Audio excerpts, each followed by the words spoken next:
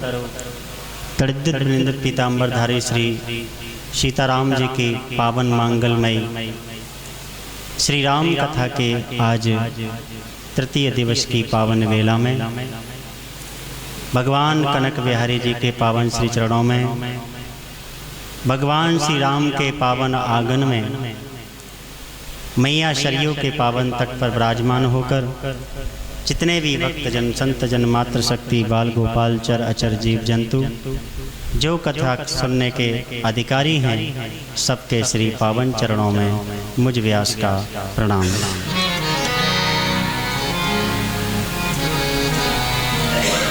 जीवन का परम लाभ तो तब समझना चाहिए जब भगवान की कथाओं को श्रवण करने का अवसर मिल जाए। संत दर्शन, भक्त दर्शन और कथा श्रवण, ये तीन जब जीवन में पुण्यों का उदय होता है तब सुलभ हो पाते हैं।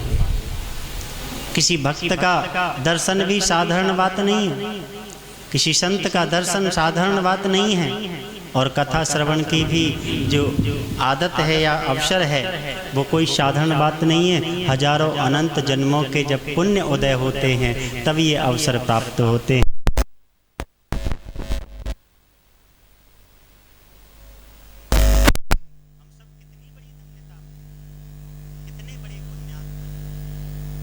भगवान की कथा जीवन में किंचित परिवर्तन। श्री राम कथा क्या करती है? श्री राम कथा सुंदर करतारी, संशय विहग उड़ावनहार। कथा का पहला काम क्या है? हमारा जो जीवन रूपी वृक्ष है ना,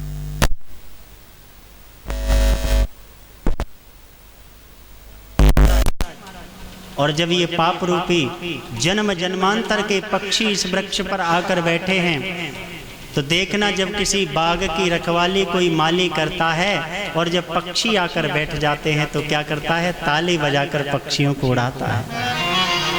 तो राम कथा एक ऐसी सुंदर ताली है जो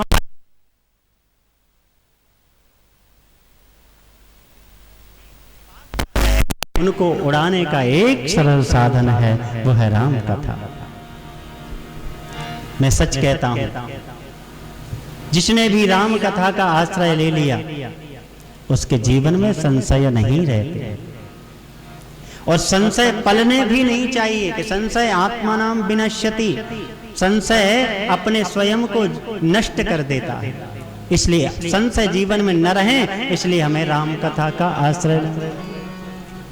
एक दूसरा भी काम करती है, भव सागर चाह पार जो पावा, राम कथा ताकहो दृढ़ नावा। बोले दूसरा काम राम कथा का क्या है? बोले भगवान की कथाओं का दूसरा काम है कि हमारे जीवन में हम जो भव सागर, ये सागर क्या है? अच्छा देखना, सागर तो बहुत सुने होंगे, सागर देखे भी होंगे, पर महाराज भव सागर सुना तो है पर देखा नहीं। अक्सर लोग कहा करते हैं भव सागर देखा तो है नहीं, पर तरते कैसे हैं? पहले कोई चीज हम जाने और तब उससे तरण की बात सोचें। तो देखा है नहीं, वो कौन सा भव सागर है? भव माने होता है बनना।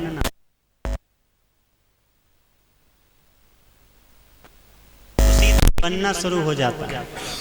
बोले किसी का बेटा बना, किसी की बेटी बना, फिर और बड़ा हुआ तो किसी का भाई बना, और बड़ा हुआ तो किसी का पिताजी बना, किसी का मौसा जी बना, किसी का फूफा जी बना, और बड़ा हुआ तो बाबा जी बना, और बड़ा हुआ तो डीएम बना, और बड़ा हुआ तो पीएम बना। ये बनने का जो चक्कर है यही तो भव सागर है। ये हमको उबरने नहीं देता है, ये उबरने नहीं देता। इसलिए बनने का जो सागर है इसमें जब जीव पड़ जाता है तो फिर निकलने का कोई साधन नहीं है, और इस भव सागर से अगर कोई तरने का साधन है तो वो है राम कथा है। भव सागर चह पार जो पावा राम कथा ता कहूँ दृढ़ नावा भव सागर चह पार जो पावा राम कथा कहूँ दृढ़ नावा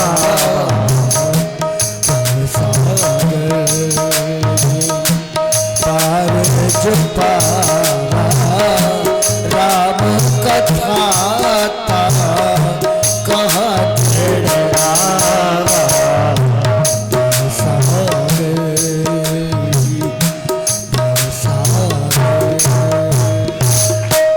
ये बनने का जो चक्कर है, अच्छा देखो, जब जीव जन्म लेता है तो बनने का चक्कर छूटता नहीं। कुछ न कुछ बनने के बिना नहीं रह सकता ये जीव, और कुछ न कुछ किए बिना नहीं रह सकता ये जीव।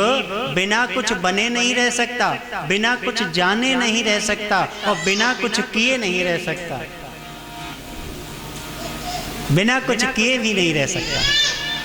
हाँ, तो इसलिए जीव को कुछ ना कुछ तो करना ही पड़ेगा। इसलिए याद रखें, राम कथा का आश्रय जिसने ले लिया हो, आहा, जीवन सुलभ हो जाता है, जीवन कल्याणकारी बन जाता है। जीवन का परमार्थ अगर कोई है तो वो श्री राम की कथा में है, वो हमको पाना चाहिए।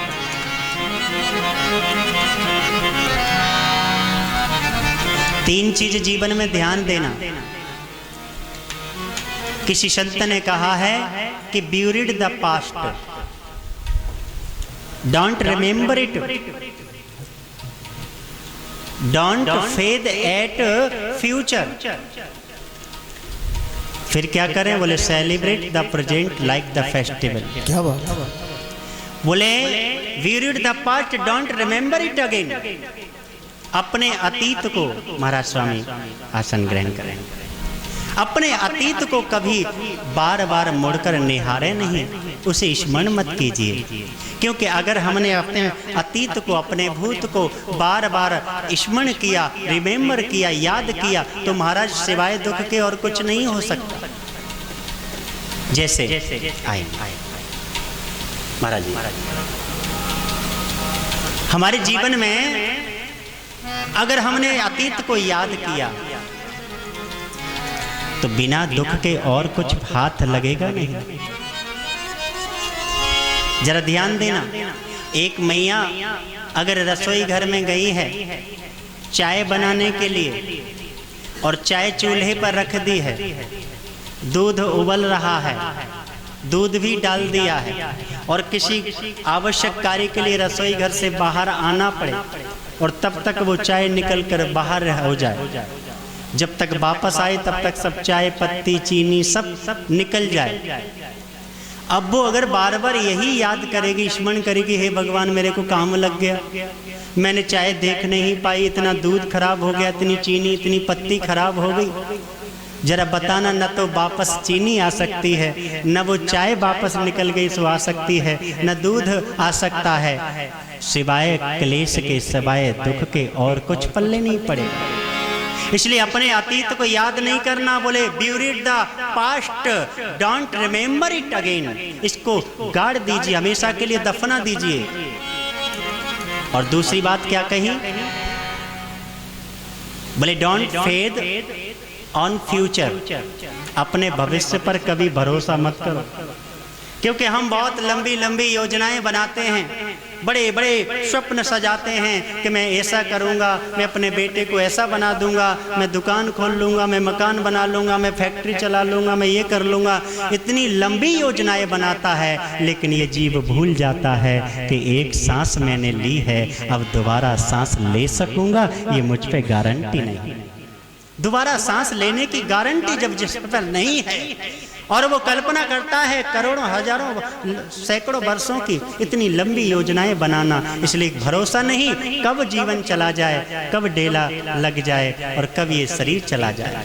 इसलिए डोंट फेथ ऑन फ्यूचर, कभी भविष्य पर विश्वास मत करो। बोले भविष्य पर विश्वास ना किया जाए पास्ट को याद ना किया जाए, बीते हुए कल को याद ना किया जाए। बोले फिर क्या करें? बोले बस यही कर लो, celebrate the present like the festival. आप अपने जीवन को जो वर्तमान है, इस वर्तमान को उत्सव की तरह जियो।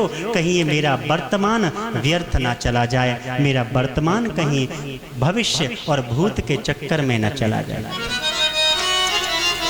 मुझे अपने भविष्य को नहीं ध्यान रखना, मुझे अपने अतीत को ध्यान नहीं रखना है। अरे मुझे तो याद रखना है अपने वर्तमान को, कहीं ये न मेरे से हाथ से निकल जाए, जो कि मैं अपने जीवन को कल्याणकारी कर सकता हूँ। बोलो जय जय श्री सीता, बोली संत भगवान की जय। तो जीवन में याद रखना, मेरा वर्तमान न छूट जाए, जो समय मुझे मिला है वो कहीं मेरा चला न जाए, इसलिए मुझे याद रखना।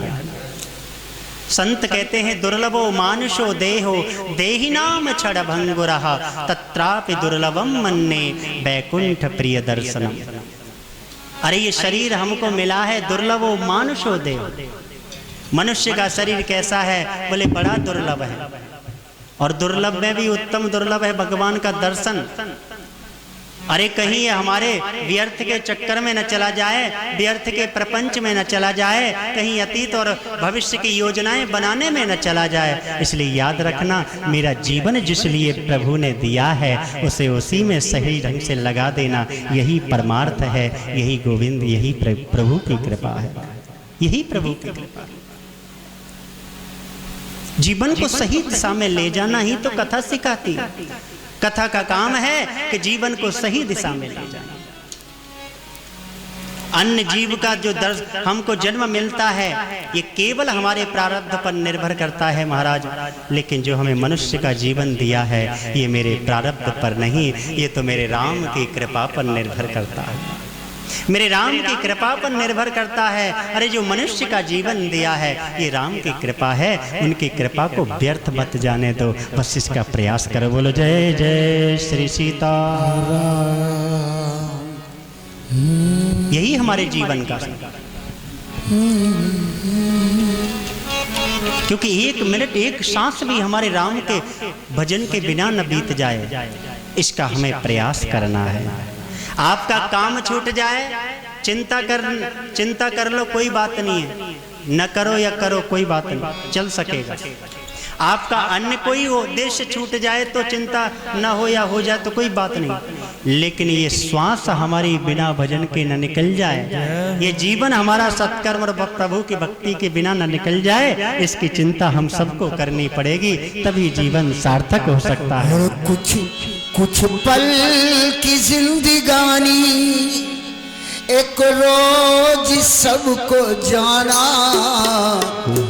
बरसों की तू क्यों सोचे, पल का नहीं ठिकाना। पल की जिंदगानी, एक रोज सबको जाना, बरसों की तू क्यों सोचे, नहीं ठिकाना। कुछ पल की जिंदगानी,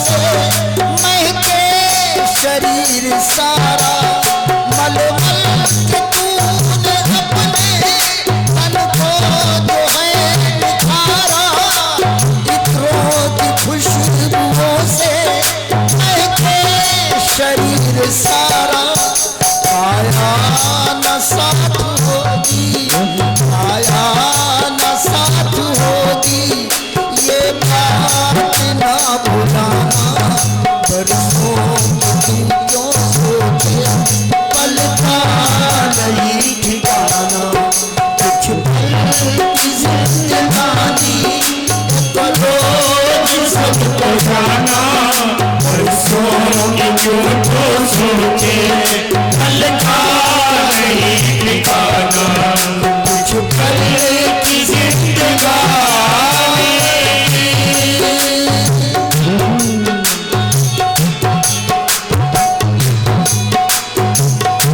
और कनक में हरी सरकार की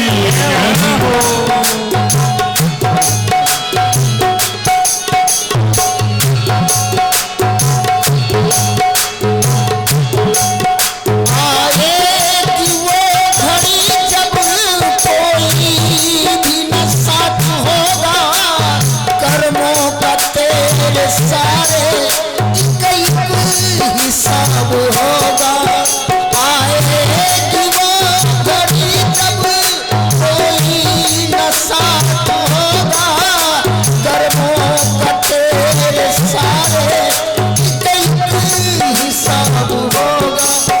ये सोच ले अभी तू, ये सोच ले अभी तू, ये सोच ले अभी तू, फिर मत ये न आना परसों तू क्यों सोचे कल का नहीं ठिकाना, परसों तू क्यों सोचे कल का नहीं ठिकाना, कुछ पल की जिंदगानी सब हो जाना, परसों तू तो सोचे कल का नहीं ठिकाना, परसों तू तो सोचे कल का नहीं ठिकाना, परसों तू तो सोचे कल का नहीं ठिकाना। जिंदगी में एक पल का ठिकाना नहीं है और हम इतनी लंबी योजनाओं में पड़े हैं। एक बात और समझ लो, जो नहीं होना है उसे कोई कर नहीं सकता और जो होना है उसे कोई रोक नहीं सकता। इतनी बात हृदय में बैठा करके अपने राम पर भरोसा करके बैठो, तो जीवन में चिंता नहीं हो सकती। और एक बात और, चिंता नहीं करनी, चिंतन करना। चिंता को मिटाओ, चिंतन बढ़ाओ, क्योंकि चिंता संसार की होती है और चिंतन मेरे राम का होता है। इसलिए चिंता को मिटा दीजिए। जिसको पक्का भरोसा है, जिसको सच्चा भरोसा है अपने राम पर, वो कभी चिंता नहीं करते। और जो चिंता करते हैं समझ लेना कि उन्हें विश्वास नहीं, उनको विश्वास नहीं। आहा, आज माँ जगदम्बा पार्वती सुंदर दृश्य, कैलाश पर्वत, भोलेनाथ बड़ी सुंदर अपनी जटाओं को संवार कर मुकुट के समान अपने स्वरूप को बनाकर जटाओं को, और बैठे हैं कैसे हैं? कर्पूर गौरम करुणावतारम संसार सारम भुजगेन्द्रहारम सदा वसंतम हृदयारविंदे भवं भवानी सहितं नमामि। आज भोलेनाथ कैसे विराजमान है, देखिए कर्पूर गौरम। उनका रंग कैसा है? बोले कर्पूर की तरह एकदम सफेद है, इतने गोरे हैं। और मैया पार्वती उनके सामने फीका रंग पड़ जाता है महाराज। मैया का भी रंग फीका पड़ जाता है मेरे भोलेनाथ के रंग के सामने। लेकिन मेरे भोलेनाथ कभी अपने रंग को दिखाना नहीं चाहते, और वो क्या लगाते हैं? बोले भभूति लगाते। क्यों? ये भभूति, ये भस्म रमा करके ये बताना चाहते हैं, विश्व को संदेश देना चाहते हैं, अरे शरीर को क्या सजाना, एक दिन इसको रख और भस्म ही बनना है। एक दिन भस्म ही तो होना है। चाहे इसको खूब सजा लो, चाहे संभाल लो, इसकी गति तो केवल भस्म बनना है। इसलिए इसको नहीं संभालना। भोलेनाथ बैठे। अच्छा, भोलेनाथ भस्म ही क्यों रमाते? तो संत कहते हैं कि भोलेनाथ भस्म इसलिए रमाते हैं कि जब कोई व्यक्ति, क्योंकि मेरे भोलेनाथ को राम बहुत प्रिय है, क्योंकि भोलेनाथ के मंदिर में जाकर अगर उनके मंत्र को न गाया जाए तो कोई बात नहीं चल सकता है महाराज। लेकिन जिस भक्त ने मेरे राम का भजन कर दिया हो, मेरे राम का नाम ले दिया हो, तो भोले बाबा फिर उसके चढ़ाए हुए नैवेद्य आदि को नहीं देखते, वो इतने प्रसन्न हो जाते हैं, कहते तू मांग तो सही, मेरे राम बहुत प्रिय है। इसलिए जब कोई व्यक्ति राम का नाम गाता है तो भोलेनाथ कहते हैं मैं तेरे हर भक्त साथ हूं, तू एक क्षण के लिए अलग नहीं है, मैं तेरे साथ हूं, बस तू राम गाए जा। आहा, लेकिन ये संसारी जीव कभी राम का नाम नहीं गाता है। लेकिन जब ये जीव छूट जाता है, शरीर छूट जाता है, उसी शरीर को लेकर लोग जब जाते हैं तो पीछे यही गाते हैं राम राम सत्य है। तब मेरे भोले बाबा कैलाश छोड़कर उसके पीछे हो लेते हैं। अरे ये कितना अच्छा है उन जीवित लोगों से जो जीवित अवस्था में मेरे राम का नाम नहीं लेते, अरे मृत्यु अवस्था में इसके साथ राम का नाम जा रहा है। ये बड़ा श्रेष्ठ है, पीछे पीछे राम के नाम को सुनने के लिए चलते हैं। और जैसे ही महाराज शमशान में पहुंचते हैं, शरीर में चिता में अग्नि लगती है, लोग अनेकों घर गृहस्थी प्रपंच की बातें करने लगते हैं। कोई घर गृहस्थी की बातें कर रहा है, कोई कुछ कर रहा है और चले जाते हैं। भोलेनाथ कहते हैं भगवान मैं तो आया था राम का नाम सुनने के लिए, और ये सब अपने काम धाम की बातें करते हैं, ये तो सब काम धाम की बातें करते हैं। तो कहते हैं अरे उनसे तो ये अच्छा है जिसने मरते दम तक और मृत्यु अवस्था में भी राम का नाम सुनाता, अरे उनसे तो ये अच्छा है, इसलिए उसकी चिता को अपने मस्तक और शरीर पर लगाकर रखते हैं। ऐसे भोलेनाथ, ऐसे भोलेनाथ। कैलाश पर्वत का सुरम्य वातावरण, भगवान भोलेनाथ बैठे हैं और देखना बड़े प्रसन्न चित्त बैठे। और जैसे ही प्रसन्न चित्त बैठे हैं, माता को अवसर मिल गया। पार्वती भल अवसर जानी, पार्वती भल अवसर जानी, गई शंभु परे मातु भवानी। पार्वती भल अवसर जानी, शंभु मातु भवानी।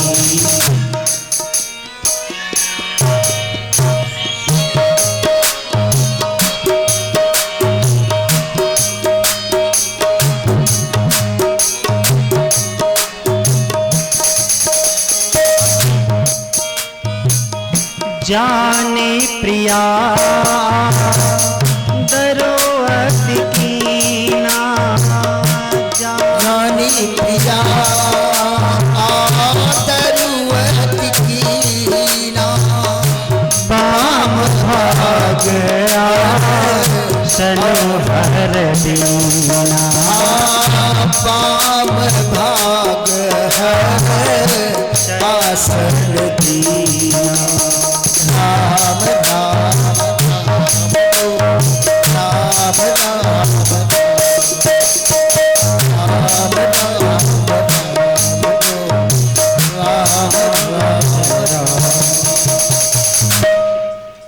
पार्वती भल अवसर जानी।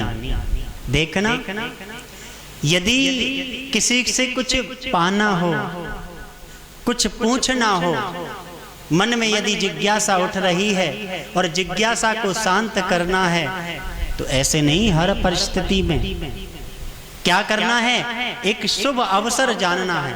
कैसा अवसर जानना? अरे जिससे हमें कुछ पूछना है, जिससे हमें कुछ लेना है, कोई ऐसा अवसर हो, प्रसन्न तो हो, वो प्रसन्न मुद्रा में होगा तो हमें अपनी बात कहनी चाहिए। मैया इस बात से संदेश देना चाहती हैं। मैया कहती है अरे संसार की माताओं जरा ध्यान देना, अरे घर में अपने पति से कुछ पूछना हो, कुछ डिमांड करनी हो, तो हमको ये ध्यान रखना है, ये तभी होना है जब वो प्रसन्न मुद्रा में हो, प्रसन्न चित्त दिखाई दे, तब कुछ पूछना है या कुछ कहने, कुछ पाने की इच्छा रखना। वरना ऐसा नहीं, बेचारा हारा थका घर पे आया है, बेचारा वैसे भी त्रस्त है और तब तक श्रीमती जी ने डिमांड रख दी कि 10,000 की साड़ी चाहिए। अब बताइए, वैसे भी बेचारा परेशान आया है और 10,000 की साड़ी की डिमांड सुन करके और बिल्कुल पसीना पसीना हो जाएगा। इसलिए नहीं, क्या करना है, बोले तब करना है जब पति घर में आए, सेवा करें, जब प्रसन्न दिखाई दें, प्रसन्न चित्त मुद्रा में हो, तब अपनी बात को उनके समक्ष रखना है। इसलिए पार्वती मैया ने कब देखा, पार्वती भलो अवसर जानी, गई शंभो पहि मातु भवानी, जाने प्रिया आदरवती कीना, वाम भाग आसन हर दीना, वाम भाग आसन हर दीना। अवसर जान लिया कि भगवान भोलेनाथ इस समय प्रसन्न मुद्रा में बैठे हैं और मैं अगर कुछ कहूंगी या कुछ पूछूंगी तो आज नाराज नहीं होंगे। इसलिए गई, प्रणाम किया, आहा देखा पार्वती आई हैं तो आसन किधर दिया, बोले वाम भाग दिया। और जब सती का परित्याग कर दिया, तपस्या से जागे, तब माता जानकी सती माता आई हैं, तब भोले बाबा ने आसन कहाँ दिया, सन्मुख शंकर आसन दीना। सती का परित्याग किया, माता जानकी का उन्होंने वेश बनाया, इसलिए माता का स्थान पुत्र के सामने होता है, इसलिए सन्मुख आसन दिया। और आज वो जाने प्रिया सरोवती कीना, आज प्रिया जाना है, आज अपनी प्रियतमा जाना है, आज बल्लभा जाना है। इसलिए क्या किया, आसन किधर दिया, बोले बामांग दिया है। पत्नी का स्थान बामांग होता है, आसन दिया है। बड़ी प्रसन्न भई और कहने लगी, प्रभु आज मेरे मन में कुछ पूछने का व्याकुलता चल रही है, अत्यंत व्याकुलता। और कहने लगी कि जो मोह पर प्रसन्न सुख राशि, जो मोह पर प्रसन्न सुख राशि, जानिय सत्य मोहि निज दासी, जानिय सत्य मोहि निज दासी। जो पर प्रसन्न सुख राशि, जो पर प्रसन्न सुख राशि, सत्य निज दासी, सत्य निज दासी। हे प्रभु, अगर आप मुझे अपने चरणों की दासी समझते हो तो कुछ मन करता है पूछने का। आज देखना, पूछने की जिज्ञासा कौन कर रहा है, बोले श्रद्धा कर रही है। और उत्तर देने के लिए तत्पर कौन है, बोले विश्वास बैठा है। याद रखना, पूछने में श्रद्धा हो और उत्तर देने में विश्वास हो, तभी आपको कुछ मिल सकता है। क्योंकि शास्त्र कहते हैं श्रद्धावान लभते ज्ञानम, क्योंकि जहां श्रद्धा होती है ज्ञान का लाभ उन्हीं को प्राप्त होता है। जहां श्रद्धा नहीं, वहां पर तो ज्ञान प्राप्त नहीं हो सकता। वहाँ अपनी श्रेष्ठता सिद्ध करने के लिए हम अपने अभिमान को जरूर जागृत कर सकते हैं, पर ज्ञान की प्राप्ति नहीं हो सकती, क्योंकि ज्ञान की प्राप्ति तो तब होती है जहाँ श्रद्धा होती है, और श्रद्धा के बाद ज्ञान देने वाले में विश्वास हो। ये दोनों चीजें ध्यान देना, ज्ञान के लिए बड़ी उत्तम है, ज्ञान के लिए अति उत्तम है। एक बात कहूं आपसे, आत्मा को जानने के लिए, आत्मा को जानने के लिए ज्ञान का चश्मा जरूरी है। आत्मा को जानने के लिए ज्ञान का चश्मा जरूरी है, और परमात्मा को जानने के लिए भक्ति का चश्मा जरूरी है। अगर परमात्मा में ज्ञान लगाया, बुद्धि लगाई, तो परमात्मा को नहीं जान सकते। ये बुद्धि और ज्ञान का प्रयोग केवल अपने स्वरूप पर अर्थात आत्मा के ज्ञान के लिए आवश्यकता है, पर ईश्वर को प्राप्त करने के लिए ज्ञान की नहीं, भक्ति की आवश्यकता है। भक्ति की आवश्यकता है। और भक्ति कौन है? भक्ति साक्षात माता पार्वती। तो कहते हैं श्रद्धा आज पूछ रही है और उत्तर विश्वास देता है। क्यों? श्रद्धा विश्वास रूपिणो। बोले बाबा कौन है? बोले विश्वास के स्वरूप हैं। और माता कौन है? बोले माता श्रद्धा स्वरूपिणी हैं। आज श्रद्धा पूछ रही है, मेरे मन में कुछ चल रहा है, मैंने पहले पूर्व जन्म में कुछ पूछा, तो मैंने श्रद्धावतौर नहीं पूछा, उस समय मैंने ज्ञान से पूछा, बुद्धि से पूछा, और बुद्धि में स्थिर होकर पूछा महाराज, जिसका परिणाम ये हुआ कि मुझे देह का त्याग करना पड़ा, आपके चरणों की सेवा से मुझे अनाहूत होना पड़ा, आपकी सेवा से वंचित होना पड़ा।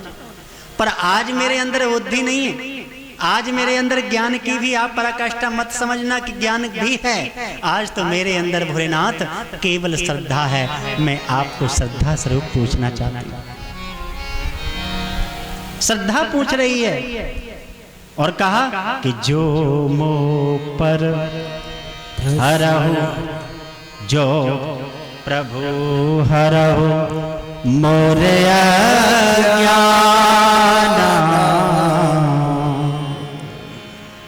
कहे रघुनाथ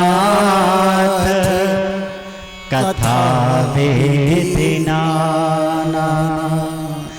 कहे रघुनाथ कथा वेदिना। हे प्रभु, अगर आप मुझे अपने चरणों की दासी समझते हो, आप मुझ पर अपना कुछ प्रेम रखते हो, आप मुझ पर कुछ अपना स्नेह रखते हो, तो प्रभु मुझे अपने रघुनाथ की कथा सुना दो।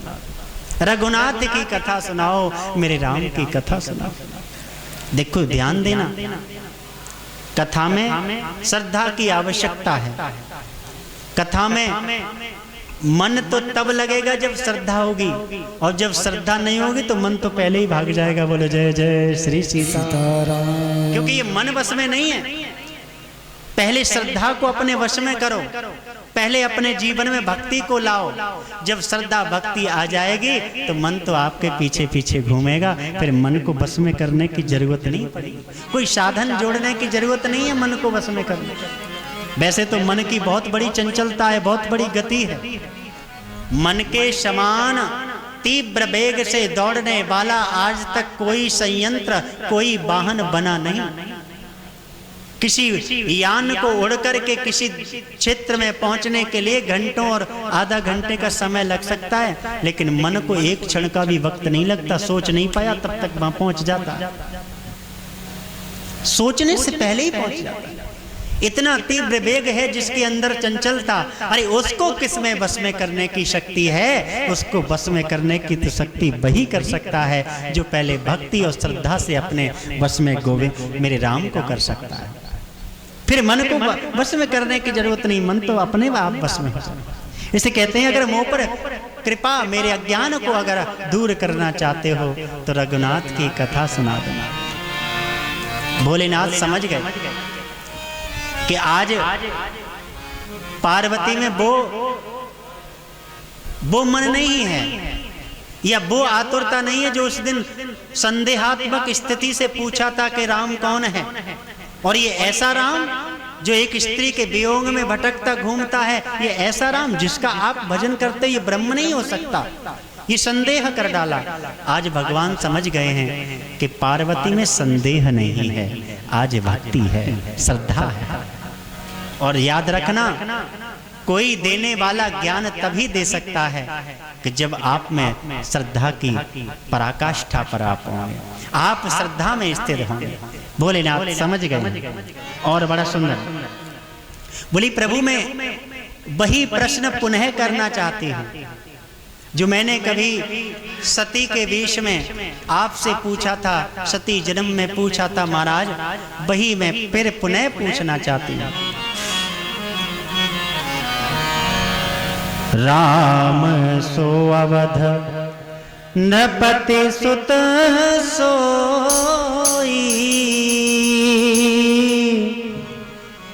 कीअज अगुण अलख गते कोई। आप कहते हो कि भगवान निर्गुण है, अगम है, जिसमें कोई गुण नहीं, निर्विकार निर्विशेष परम ब्रह्म है।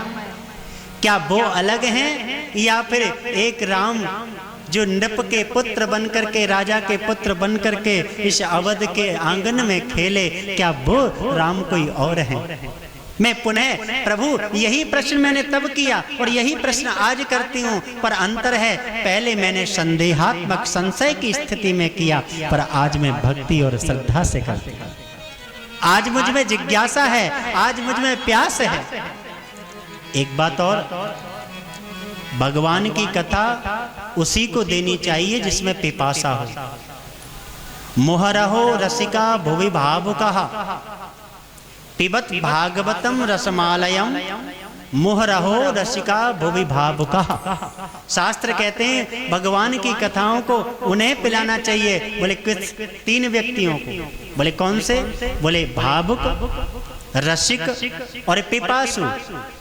जो भावुक हैं, रसिक हैं, भगवान के रस में डूबे हैं, ऐसे व्यक्तियों को भगवान की कथा अगर सुनाओगे तो कथा रूपी सागर में वो प्रेम से गोता लगावेंगे। और किसी अभक्त को या अरसिक को कथा सुनाओगे तो कथा में त्रुटियां निकालेगा।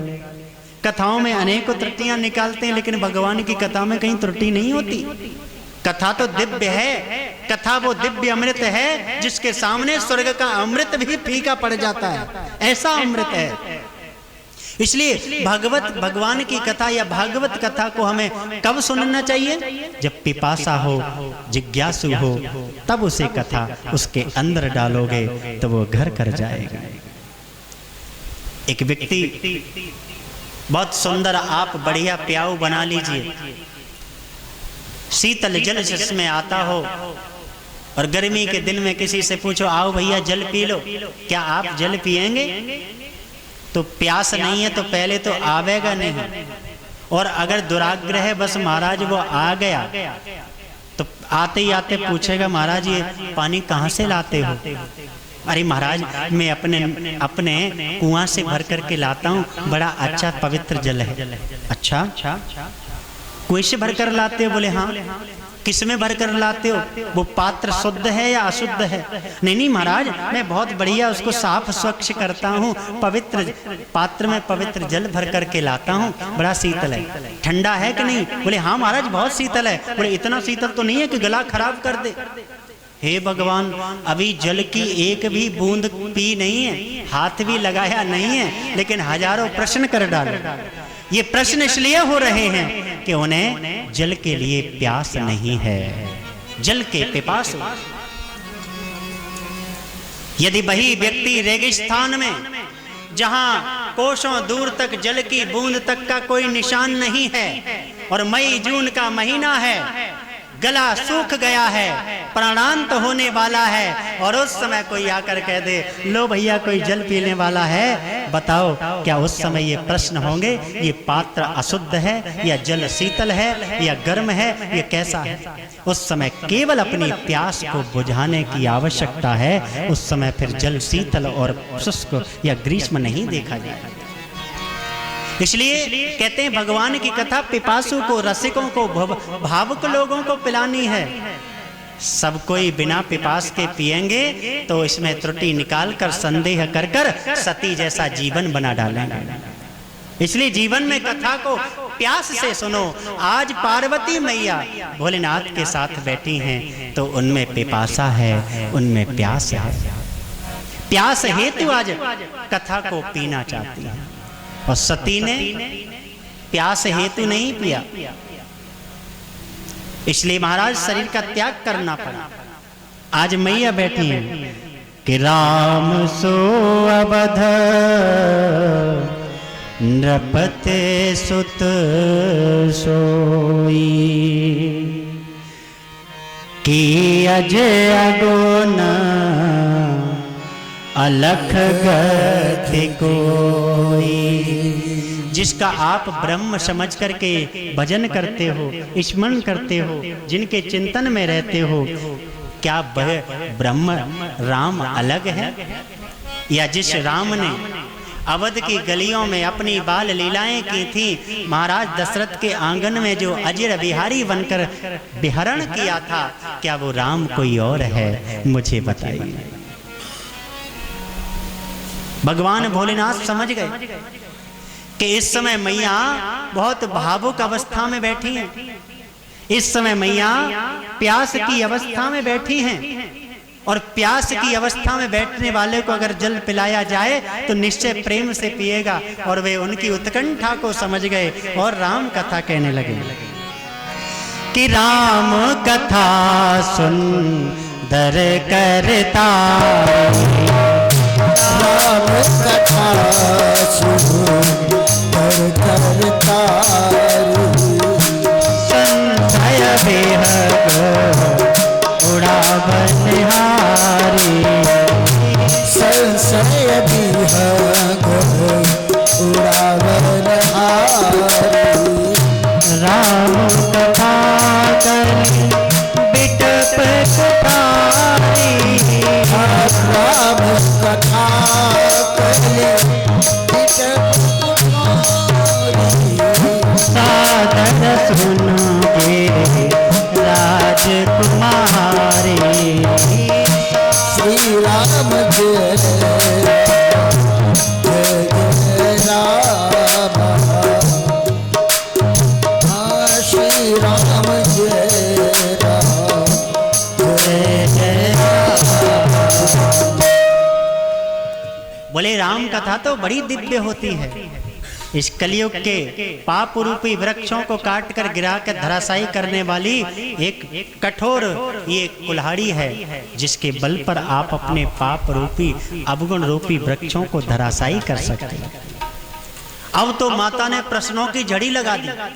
बोले ये भी बताओ वो ब्रह्म हैं या कोई राजकुमार हैं, और ये भी बताओ कि प्रभु उन्होंने अवतार कैसे लिया, ये भी बताओ भगवान दशरथ के अजर में कैसे विहरण किया था, ये भी बताओ कि अपने बाल लीलाएं कैसे की थी, गुरु के यहाँ पढ़ने कैसे गए, विवाह कैसे हुआ, और विवाह के बाद वन गमन करते करते प्राण छोड़ दिए पिता ने, ये भी मुझे सुनाओ। वन में मेरे प्रभु की भार्या को रावण ने हरण किया, ये भी सुनाओ। ये सब दृष्टांत, और वापस उस दुष्ट का विनाश करके अपने अवध लौटे, ये सब मुझे सुनाओ। और मैंने जो पूछा है वो सुनाओ, और अब तक नहीं पूछा है वो भी सुनाई। प्रश्नों की झड़ी लगा। जो मैंने पूछा वो भी सुनाओ, और नहीं पूछा है वो भी सुनाई। आहा, देखना कितनी भावुकता देखी। भोलेनाथ समझ गए कि इस समय कथा की बहुत आवश्यकता है, बहुत कथा की प्यास है। कहने लगे देवी, भगवान का जब अवतार होता है तो इसके कुछ कारण हैं। बोले क्या?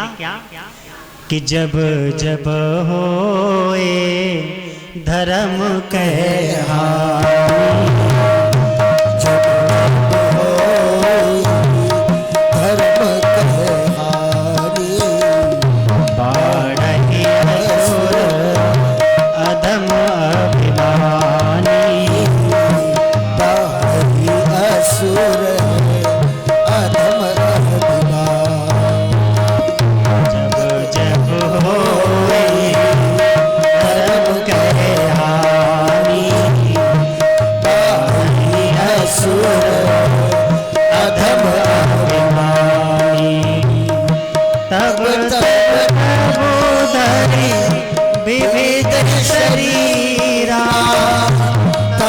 तब धरी प्रभु विविध शरीरा हरहि कृपा निधि सजन पीरा हरहि कृपा निधि सजन पीरा। क्या किया? बोले जब जब होए धर्म कै हानि बाढ़हि असुर अधम अभिमानी तब तब धरे प्रभु विविध शरीरा। भगवान विविध शरीर धारण करते हैं। यदा यदा ही धर्मस्य ग्लानिर्भवतु भारत अभ्युत्थानम तदात्मानं सृजाम्यहं परित्राणाय साधूनां विनाशाय च दुष्कृतां धर्म संस्थापनार्थाय